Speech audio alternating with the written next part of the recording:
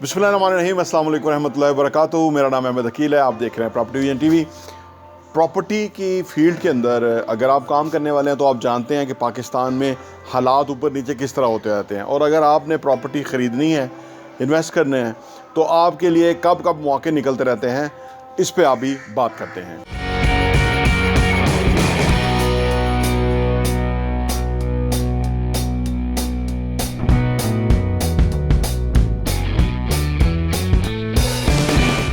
पाकिस्तान जब से बना है ना, पाकिस्तान नाजुक सूरत हाल से गुजरता रहा है, और इस नाजुक सूरत हाल का अंदाज़ा उस वक्त हमें ज़्यादा होता है जब भी कोई नई हुकूमत आती है। तो वो आके कहती है कि पिछली हुकूमत ने जो है ना वो कुछ भी नहीं छोड़ा, और अब हम आए हैं और हमने आके संभाल लिया चीज़ों को। ये हुकूमत भी यही करती नज़र आ रही है कि $2 अरब जो है वो चाइना ने दे दिए, $1 अरब IMF दे देगा, और ये फिर बंगड़े डालना शुरू करेंगे कि जी हमने तो हुकूमत ही संभल ली, हमने तो मुल्क ही चला लिया, हमने तो बड़ा तीर मार दिया।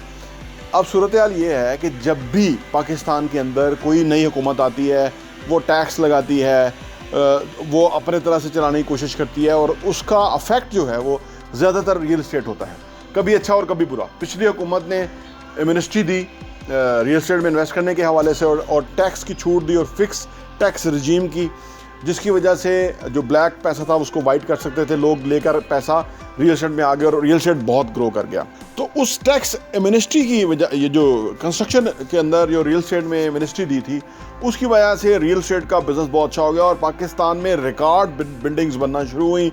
इतने बड़े स्केल पे पाकिस्तान की तारीख में कंस्ट्रक्शन कभी नहीं उठी थी। उसकी वजह से स्टील की शॉर्टेज हो गई, सीमेंट की शॉर्टेज हो गई, और इस गवर्नमेंट ने आके कहा, और मुल्क की जो तरक्की की रेशो है वो 6% को टच कर गई, जो कि दुनिया के जो थिंक टैंक्स थे वो सोच रहे थे कि 4 कुछ तरक्की होगी, लेकिन 6% तरक्की चली गई। और ये हुकूमत ने कहा कि जी वो हीटअप हो गई, जो है ना वो जो पाकिस्तान की इकॉनमी है, पाकिस्तान की इकॉनमी में आम आदमी को एम्प्लॉयमेंट मिलना शुरू हो गया।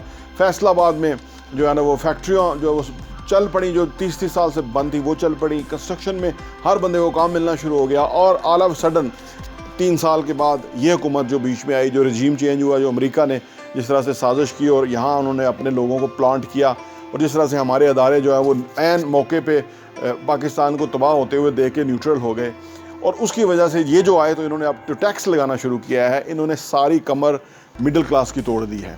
कहते हैं हम अमीरों को टैक्स लगा रहे हैं, लेकिन मिडिल क्लास को लगा रहे हैं। देखिए, प्रॉपर्टी में जो सेल परचेज काम करने वाले लोग हैं वो आमतौर पे मिडिल क्लास लोग होते हैं। कोई बहुत बड़ा अमीर बंदा ये ले प्रॉपर्टी का काम ही नहीं करता, सेल परचेज वगैरह। अब सवाल ये पैदा होता है कि ये जो पाकिस्तान में जब से बना है, और जब से ये हालात बदलते रहते हैं, टैक्स कोई आके कुछ तरह लगाता है, कोई कुछ तरह लगाता है, कभी बिजनेस रुक जाता है, कभी तेज़ हो जाता है। अगर पाकिस्तान में, मैं आपको बड़े दावे से कह रहा हूँ, रियल एस्टेट कंस्ट्रक्शन इंडस्ट्री को देखते हुए और बाकी शोबों को देखते हुए, अगर हमारे यहाँ मुदाखलत ना हो और हमारे यहाँ चलता हुआ काम ना रोका जाए, तो पाकिस्तान दुनिया का तरक्की याफ्ता मुल्क बन जाए, जितना पोटेंशियल पाकिस्तान के अंदर है। लेकिन जो भी हुआ, जैसे भी हुआ, वो हर कोई जानता है, हर एक अपना मौक़िफ़ है, लेकिन इसके अंदर एक अपॉर्चुनिटी पैदा हो गई है उन लोगों के लिए कि जिन्होंने अपने ज़ाती घर बनाने थे। उनको ज़ाती घर बनाने वालों को फ़ायदा हो गया, क्योंकि प्लॉट्स की कीमतें अब ज़रा नीचे आना शुरू हो जाएंगी। अब जिन लोगों ने प्लॉट्स में इन्वेस्ट किया हुआ है वो बेचना चाहेंगे, बिकेंगी नहीं चीज़ें, क्योंकि ज़्यादा लोग बेचना चाहते हैं, क्योंकि अब ये टैक्स जो लगा है ना, इसके ऊपर प्लॉट की ख़रीद फरोख्त के ऊपर कोई ज़्यादा फ़ायदा नहीं रहा। क्योंकि होता ये था ना कि जो प्लॉट बेचता था, उसके ₹1 करोड़ का प्लॉट है किसी का, और उसने वो बेचना है, उसने $1 करोड़ 5 लाख का बेच दिया। अब $1 करोड़ 5 लाख का बेच के, कमीशन दे के, टैक्स दे के, उसको कोई 2-2.5 लाख रुपया बच जाता था। अब उसके ऊपर एक मज़ीद टैक्स लगा दिया गया है, जो अभी इस गवर्नमेंट ने लगाया है, और उसके बाद वो जो उसकी आमदनी है उसका 20% भी देगा, यानी वो 5 लाख का 20% $1 लाख रुपया मज़ीद वो देगा, तो उसका 2.5 के बजाय 1.5 करोड़ प्रॉफिट रह जाएगा। तो अब आप सोचिए कि एक बंदा 5 लाख रुपया प्रॉफिट कमाए और उसके बाद सिर्फ 1.5 लाख रुपया घर लेके जाए, तो वो उसको इतने सारा हासिल करने की ज़रूरत नहीं, तो वो चुप हो जाएगा। उससे वजह से लोगों की सेल परचेज रुक जाएगी, इसलिए प्लॉट ज़्यादा बिकने के लिए आ जाएंगे मार्केट के अंदर, क्योंकि अब वो चीज़ नहीं रही। लोग उसको उधर से पैसा निकाल के किसी और तरफ लेके जाना चाहेंगे, जहाँ उनको नज़र आएगा। मे बी कंस्ट्रक्शन में ले जाएँ, मे बी वो गोल्ड में ले जाएँ, ऑयल में ले जाएँ, किधर भी, जो भी जिधर भी वो इन्वेस्ट करना चाहेंगे, क्या पता वो घर बनाना शुरू करें, तो प्लॉट्स नीचे आएंगे। इसके अंदर अपॉर्चुनिटी निकल आई है। अदरवाइज़ इस मुल्क में जो प्रॉपर्टी अमेरिका के लेवल पे ही बिक रही है, इस्लामाबाद के जो घर हैं वो अमेरिका में जो घर है उसके न्यूयॉर्क के अंदर जो घर है उसके बराबर तकरीबन कीमत है। अगर कोई 30% कम है तो वो बराबर ही हुई ना एटलीस्ट। तो पाकिस्तान का जो पोटेंशियल है वो बेतहाशा है, पाकिस्तान के अंदर जो पैसा है वो बेतहाशा है, पाकिस्तान के अंदर अमीर लोग जो हैं वो उनकी कमी नहीं है। कमी सिर्फ ये है कि एक इकोनॉमिक पॉलिसी हो, उसी के तहत आगे बढ़ें, और कोई भी हुकूमत आए वो इकोनॉमिक पॉलिसीज़ वो टैक्स चेंज ना कर सकें। ये कोई कंसेंसस हो जाए, चलो न्यूट्रली करा दें ये कंसेंसस, ताकि मुल्क को जो झटके ना लगे ना, ये झटकों में बड़ा नुकसान होता है, मुल्क पीछे रह जाता है ना। तरक्की हमारी 4% से नीचे चली गई जाएगी, पहले 6% पे चली गई थी, 6 के बाद 7 होता है, ये 6 के बाद 4 होता है।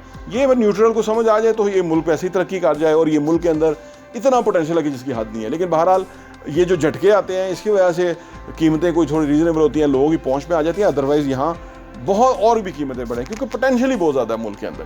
तो ये जो सिनेरियो है कि जहाँ चीज़ें कभी कुछ पॉलिसी कभी कुछ पॉलिसी, इसका मुल्क को नुकसान हो रहा है। कर्जे भी इसी वजह से बढ़ रहे हैं, क्योंकि फिर करेंसी भी डिवैल्यू हो रही है और इससे भी नुकसान हो रहा है। लेकिन इकोनॉमी को समझने वाले जो है वो समझते हैं कि किसी भी जगह कोई कारोबार भी हो, मुल्क तो बहुत बड़ी चीज़ है, कोई कारोबार भी हो उसमें भी कांस्टेंट पॉलिसीज़ होती हैं। जो इस तरह अभी हुआ है, जिस तरह से महंगाई बढ़ी है, ये इसको 50% कंट्रोल किया जा सकता था, लेकिन कोई इंटेलिजेंट लोग होते, ये जो लोग हैं ये तो सीधा मिडिल क्लास की कमर तोड़ने को पूरा वो किया, क्योंकि मिडिल क्लास अवाम जो है वो इमरान खान के साथ थी, तो उसी के ऊपर सारा बर्डन इन्होंने क्रिएट किया है। बहरहाल ये कब तक चलती है और कब कोई नई हुकूमत आ जाए और वो सही पॉलिसियाँ दे जिस वजह से मुल्क का फ़ायदा हो।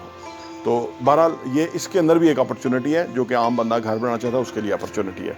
प्रॉपर्टी विजन टीवी देखने का बहुत बहुत शुक्रिया।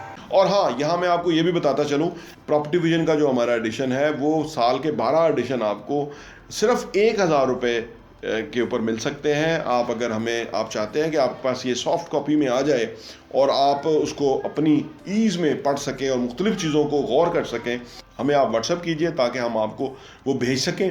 और आप सिर्फ 1000 रुपये में हमारे 12 एडिशन पूरे साल के 2022 के आपको मिल जाएंगे, और आपके लिए वो बहुत ही ज़बरदस्त इन्फॉर्मेशन होगी। आप किसी के साथ शेयर भी कर सकते हैं, अपने लोगों के साथ भी, ताकि आप वो कंटेंट पढ़ें, वो मवाद पढ़ेंगे। जिस तरह आप अच्छा कंटेंट पढ़ेंगे कि कैसे पैसा कमाना है, कैसे पैसे को मल्टीप्लाई करना है, कैसे पैसे की टेक केयर करनी है, कैसे पैसे को जो है ना वो सही जगह पे डायरेक्शन पे लगाना है, कैसे एसेट्स बनाने हैं, असासों से किस तरह कमाना है, और वो कमाने के बाद उन पैसों को किस तरह से इन्वेस्ट करना है, इस तरह की बहुत ही ज़बरदस्त इन्फॉर्मेशन जो है वो रियल एस्टेट के हवाले से हम प्रॉपर्टी विजन के मैगज़ीन के अंदर पब्लिश करते हैं, और वो हम आपको इंशाल्लाह भेजेंगे। सिर्फ 1000 रुपये में 12 एडिशन आपको मिलेंगे।